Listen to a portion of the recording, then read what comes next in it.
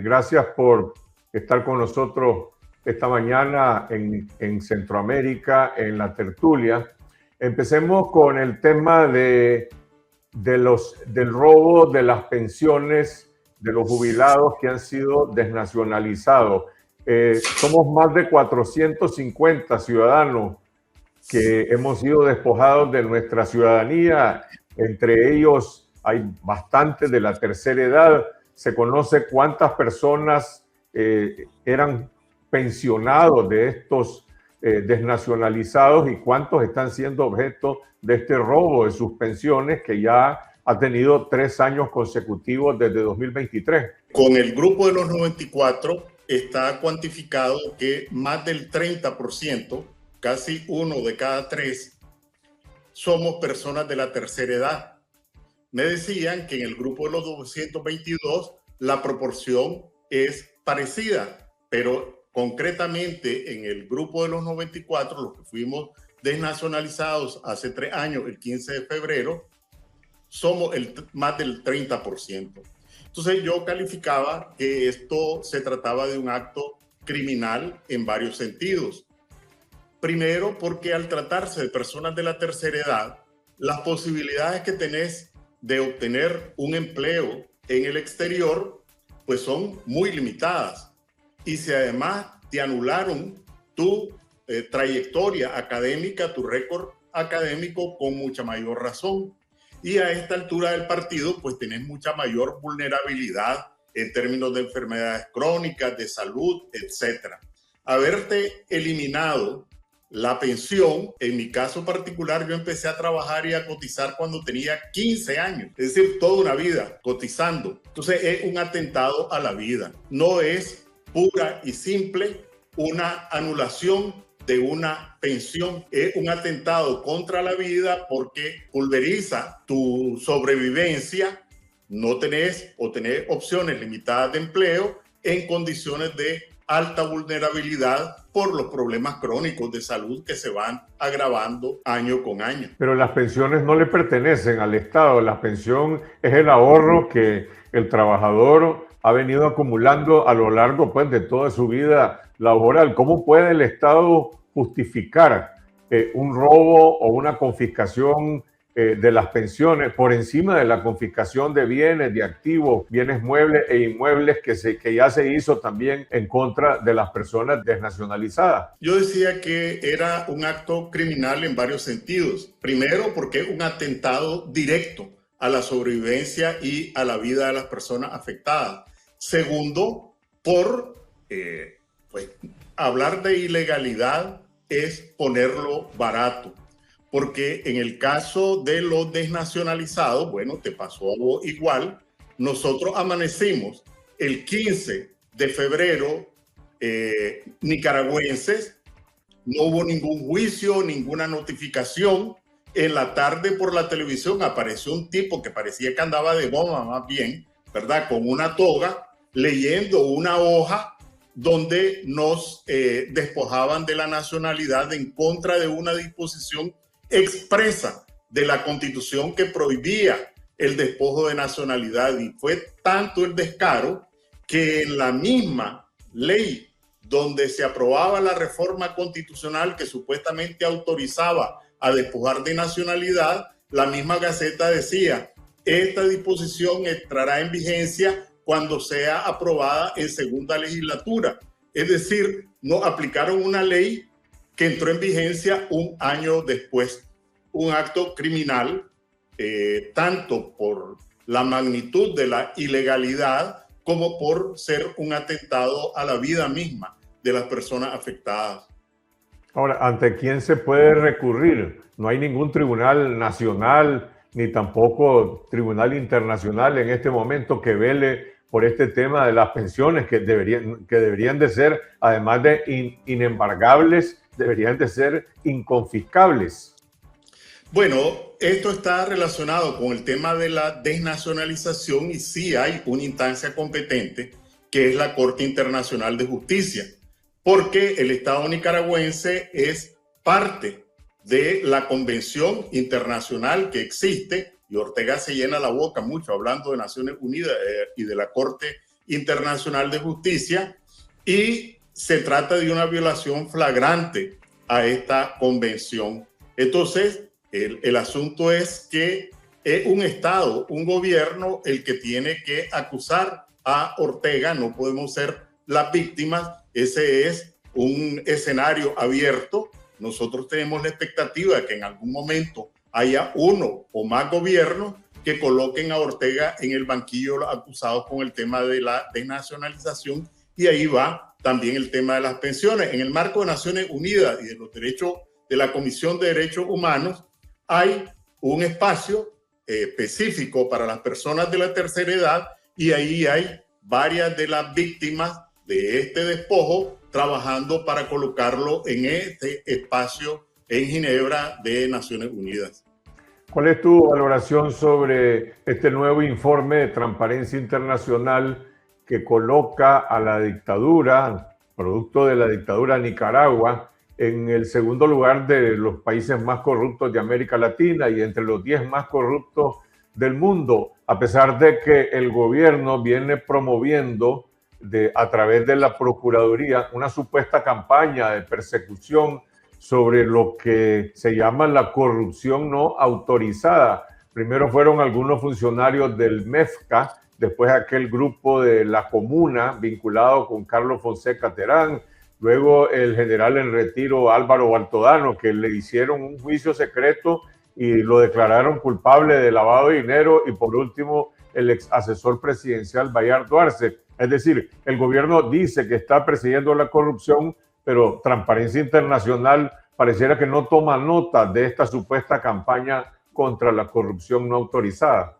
Porque es una campaña embustera. Detrás, adelante y a un lado de la campaña embustera están los hechos. Lo primero que hay que decir es que todos los años se publica este informe y todos los años aparece el régimen de Ortega entre los peores.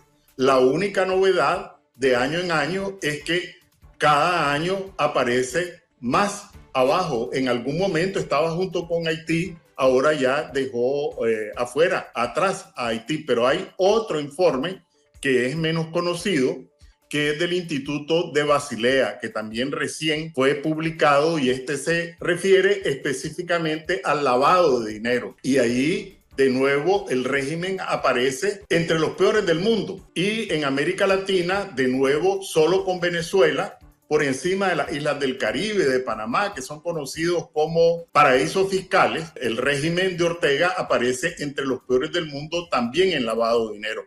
Pero más allá de esas declaraciones están los hechos. ¿Qué pasó con los 5.000 millones de dólares de la cooperación petrolera venezolana? No sabemos. ¿Qué pasó con los 200 millones de dólares que le prestó Ortega, empresario, al INE, supuestamente para mitigar el impacto de los precios del petróleo, y después se los cobró al módico 8% de tasa de interés? ¿De dónde salieron esos dineros? Salieron de la cooperación venezolana, a dónde se los embolsó Ortega, empresario, que se los autorizó Ortega, gobernante. ¿Qué pasa con la congelación o el congelamiento de los precios del combustible? Mientras los precios internacionales del petróleo se desplomaron, una aberración en Nicaragua, continuaron el congelamiento de los precios para proteger a los consumidores, no para proteger a quienes están en el negocio y que sigan extrayendo de los bolsillos de empresarios y de consumidores centenares de millones de dólares. Ya van con los años que han transcurrido a partir de el sobreprecio que significa esto. Eso también es corrupción. ¿Qué ocurre con la electricidad? Que es otro negocio donde está la mafia en el poder. Todo el mundo sabe que son dueños de Disnorte y Disur, son dueños de la empresa generadora de mayor potencia, Alba Generación, de mayor capacidad de generación, que a noviembre iban comprando en Centroamérica energía barata, iba alrededor de 130 millones de dólares. También ha venido creciendo de año en año, y mientras por un lado pregonan grandes inversiones en el sector eléctrico, y por otro lado compran energía barata para venderse la cara a empresarios y a consumidores. Solo con el negocio de la energía eléctrica, el negocio del combustible, más el negocio del oro, estamos hablando de millones de dólares, para no mencionar los otros negocios en los que están metidos, negocios corruptos, porque extraen sobreprecios a partir del control político que ejercen. No solo es control económico, ejercen control político para imponer tarifas, para imponer precios, sin meternos al tema de las licitaciones amañadas para la construcción de carreteras, para la construcción de autopistas, que ahí también hay otro tremendo negocio. Ya vamos a llegar al tema del oro, pero antes vamos a este acto en el que Ortega aparece atacando de manera virulenta a Taiwán, que durante 14 años fue uno de los principales socios del régimen y de los principales donantes bilaterales, y aparece rindiéndole pleitesía a la República Popular China porque le entregó una cantidad de autobuses para las cooperativas, pero Ortega no dice nada de los 11 préstamos onerosos que ha contraído el Estado con empresas chinas, las cuales el gobierno, en el presupuesto de la República, aparecen unas contrapartidas y unas comisiones que se les está pagando a estas empresas cuando ni siquiera han iniciado la construcción de las obras de infraestructura. Entonces, vamos a ver, primero, ¿por qué viene Ortega ahora a renegar de la relación que su gobierno tuvo con Taiwán? Y yo no sé si la relación que tuvo con Taiwán le dio o no le dio beneficios a Nicaragua en materia de la cooperación bilateral, pero la que tenemos ahora con China, claramente lo que está produciendo es un endeudamiento oneroso del país. Entonces, yo no sé qué le conviene más a Nicaragua, tener una relación con lo que Ortega ahora dice que es la basura taiwanesa, o con el gigante chino con el que se está endeudando Nicaragua y que le está entregando la apertura de todas las concesiones a las empresas mineras, ya no se diga a la invasión de las tiendas chinas. Yo me voy a permitir leer lo que dijo Ortega cuando visitó Nicaragua la presidenta de Taiwán. Entonces ahí Ortega, muy solícito, muy sonriente, dijo, solo voy a leer algunas líneas. ¿En qué año? ¿Cuándo fue esa visita? Fue ya con Ortega, obviamente, en el gobierno. Creo que habrá sido en el 2007, 2008, una de las visitas. Lo que dice es, seguimos comprometidos en esa batalla, una batalla justa de principios, para que el pueblo de Taiwán se siga incorporando a organismos internacionales adscritos a Naciones Unidas, de tal manera que seguimos acompañándolos en esa lucha para ir ganando cada vez más espacios para su pueblo, para su gobierno en los organismos internacionales. Eso le dijo a la presidenta, que ahora le llama basura, y agregó, quiero agradecerle a la presidenta en nombre del pueblo nicaragüense, en nombre nuestro, la forma en que han venido marchando las relaciones entre Taiwán y Nicaragua, la forma en que se viene fortaleciendo la cooperación, la solidaridad y el comercio, es decir, una relación en donde Taiwán ha tenido la virtud, la sensibilidad de tomar en cuenta las asimetrías entre lo que es Taiwán, una potencia económica, y los países centroamericanos.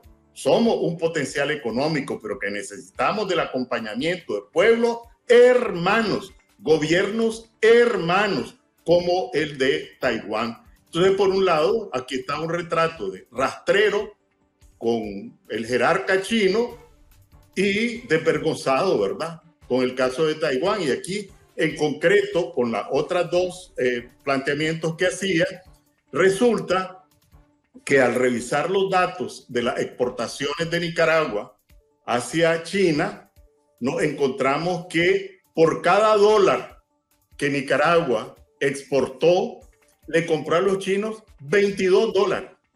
Esa es la magnitud de la brecha comercial, del desbalance existente, y una cuestión todavía más aberrante. Al comparar el ritmo de crecimiento de las exportaciones hacia China, y esto lo repito, y las exportaciones a Taiwán, porque están restableciéndose las exportaciones a Taiwán, el ritmo de crecimiento de las exportaciones a Taiwán en el 2025 ha sido más dinámico que el ritmo de crecimiento de las exportaciones a China. Entonces, aquí es mucho bla bla, mucho cuento chino, las realidades son de una asimetría brutal, las realidades son de cuentos con esta fantasía, ¿verdad? Con que en algún momento sedujo a una parte del pueblo nicaragüense con la refinería El Sueño de Bolívar, con la elevación del nivel del lago de Granada para que desviara hacia el lago de Solutrán, etcétera. Pero ahora con los chinos o el cuento del canal interoceánico, este tren mágico que iba a unir Corinto con Bluefield, yo decía, ¿y quién va a pagar esa tarifa? ¿Quiénes son los que van a utilizar ese metro, ese tren? En cualquier caso, el punto es que hasta ahora lo que ha dejado la cooperación china es mini super en quiebra, pequeños comerciantes en quiebra, pulpería en quiebra, gente en desempleo, sin que represente un beneficio real para el pueblo y en general para la economía de Nicaragua. Mientras las relaciones, y pues solo doy el dato, pues no voy a emitir ningún juicio, con Europa son equilibradas con un poquito de superávit por parte de Nicaragua, mientras las relaciones con Estados Unidos, que es el principal socio comercial, son equilibradas, quiere decir que son muy parecidos lo que le vende y lo que le compra, con un poquito a favor de Nicaragua. Las relaciones con China son de 1 por 22, le vende 1 y le tenés que comprar 22, así de sencillo, con datos oficiales, ¿verdad? No es que son cálculos míos, proyecciones mías, cualquiera lo puede comprobar en las estadísticas del Banco Central. El otro tema que está relacionado también con las empresas chinas son esta voracidad de otorgamiento de concesiones mineras a empresas chinas, que por cierto, recientemente Amaru Riz me decía, no son empresas chinas profesionales dedicadas a la minería, son empresas que nadie conoce de dónde salieron y algunas están operando como intermediarias de otros. Pero bueno, ahora la Dirección de Minas, que anteriormente estaba en el Ministerio de Energía, pasa a la Procuraduría de Justicia. Supongo que a partir de ahí van a tener, yo no sé si un control personal más directo sobre esas y otras concesiones y sobre toda la actividad minera. Y por el otro lado aparece esta queja también de Costa Rica, del ministro de Seguridad, que dice que en Costa Rica se está generando una extracción de brosa de parte de huiriceros nicaragüenses que están llegando a extraer brosa para sacar oro de la zona de Cruzitas para vendérsela a estas empresas voraces chinas que están instaladas en Nicaragua en la zona del río San Juan. Es decir, vamos a ver, ¿estas empresas chinas mineras han hecho acaso alguna inversión de alta tecnología, de extracción de mineral en Nicaragua? ¿O lo que están haciendo son esta clase de operaciones como la que está diciendo Costa Rica? Sí, en este caso, Carlos Fernando, voy a dar un paso atrás porque la cuestión es bastante más grave. Yo decía en un comentario que publiqué en las redes que Ortega se encontró no una gallina de los huevos de oro, sino que un gallinero con gallinas de huevos de oro. ¿Qué es lo que ocurre? Cuando uno escarba en las estadísticas del Banco Central, se encuentra con que Nicaragua de año en año ha venido exportando más de lo que produce. Lo pongo como un ejemplo. Es como un dueño de una gallina que tiene 6 gallinas, cada gallina pone un huevo todos los días, debería, si no se los come, vender 6 huevos, pero resulta que aquí vende 9 huevos. ¿De dónde salen los otros 3 huevos si sus gallinas solo ponen 6? Y voy a dar un dato que cualquiera puede encontrar. En el 2024, ¿cuántas onzas de oro reportó? Están en las estadísticas oficiales como producción de oro. 400 onzas, más o menos, 400,000 quiero decir, más o menos, un poquito más. ¿Cuántas exportó? 559,000. Entonces, ¿cómo te explicas que casi el 40% más de lo que produce lo exporta? Tiene que salir de algún lado. Hubo especulaciones que ese era oro de Venezuela. Bueno, ahora aparece esta denuncia que es oro que está trasegándose desde Costa Rica. En cualquier caso, relaciones ilegales que han permitido que ingrese una magnitud de dólares con los precios internacionales extraordinarios. Para que tengan una idea del negocio, el oro se transformó en los últimos años en el principal producto de exportación de Nicaragua. A noviembre de este año representaba el 40% del total de las exportaciones. De cada $10 que se exportaron, 4 eran de oro y no tiene ningún vínculo con el resto de actividades económicas. ¿Cuánto representa eso? Alrededor de 2,000 millones de dólares. ¿Cuánto vale la onza de oro? Porque sigue creciendo. En el mercado internacional ahorita está bordeando los $5,000 la onza. Entonces era imposible que un negocio tan apetitoso, la mafia en el poder, lo dejara pasar sin meterse. Entonces, imposible que ese trasiego, con todo el nivel de vigilancia que existe, se realice sin contubernio con autoridades del más alto nivel del régimen. Imposible. Bastaría una denuncia, una queja para clausurar ese flujo. Simplemente están, así como que con el combustible, así como con las tarifas eléctricas, también metidos en este negocio, que es probablemente el negocio más cuantioso, el negocio que deja más ingresos, más utilidades, y el negocio que menos beneficios genera para los nicaragüenses. No genera empleo, alrededor de 6,000. El principal producto de exportación, que genera el 40% del valor de las exportaciones, genera 6,000 empleos formales. ¿Y qué tiene que ver la Procuraduría General de Justicia con el desarrollo de la industria minera? O sea, ¿por qué ahora se hace un traslado de la Dirección de Minas, que había sido sancionada por Estados Unidos y que era parte del Ministerio de Energía, y ahora la trasladan a la Procuraduría de Wendy Morales? Yo considero que en el caso del análisis de las decisiones políticas de la dictadura, nombramientos, destituciones, cambios de leyes, etcétera, hay que incorporar un elemento patológico, un elemento enfermizo, que tiene que ver con la desconfianza, ¿verdad?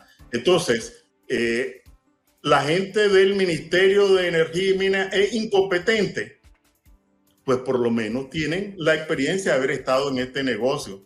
Mansell es una persona para desconfiar, pues a lo mejor sí. Ahora, los directores del área de minas son de desconfiar, pues tienen años de estar ahí.